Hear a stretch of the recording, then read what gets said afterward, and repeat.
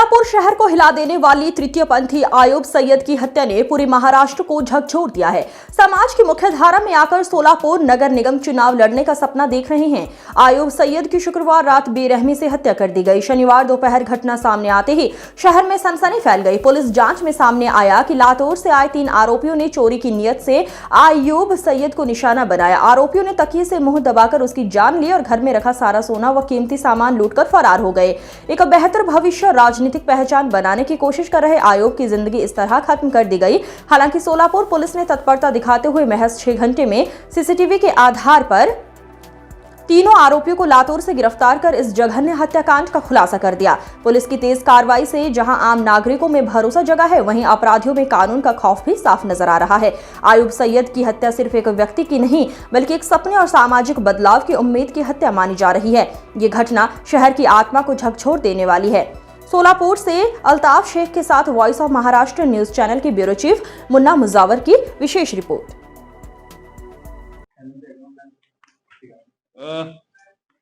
ये यशराज वो भी स्टूडेंट है और वैभव पनगुले जो है वो फाइनल ईयर इंजीनियरिंग स्टूडेंट है।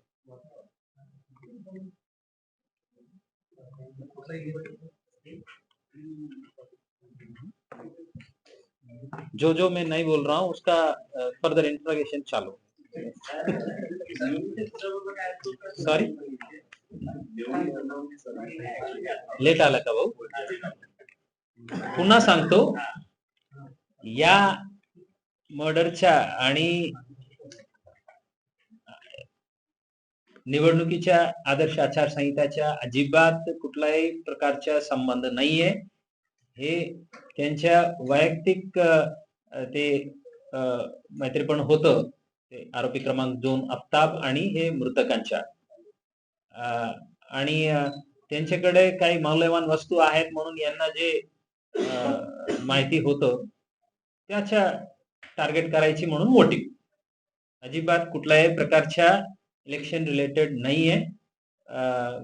बिकॉज आता आज पण काही न्यूज मीडियाला त्याबद्दल विषय होतो।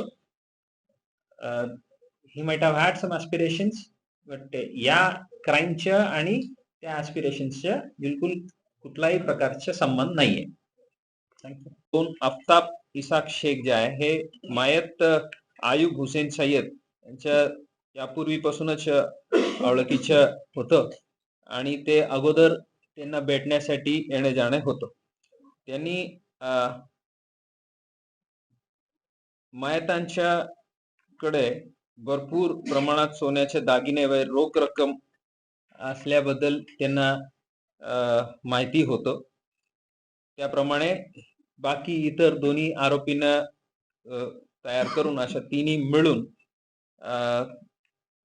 मयत आयुब सय्यद यांना भेटण्याचा बहाणा करून मायताकडील सोन्याचे दागिने व रोख रक्कम आणि इतर जे काही मौल्यवान वस्तू हे सर्व चोरण्याच्या कट रचना केलं आणि त्यानुसार त्यांनी लातूर मधून एक युनिकॉर्न मोटरसायकल इथं सोलापूरला आलं आणि या तिन्ही आरोपींनी मिळून आयुब सय्यद त्यांच्या राहते घरी खून करून आयुब यांच्याकडे घरातील सोन्यासारखे दिसणारे दागिने वगैरे जे मटेरियल आहे, रोख रक्कम आणि त्यांचे मोबाईल फोन हे चोरी केलेले आहेत।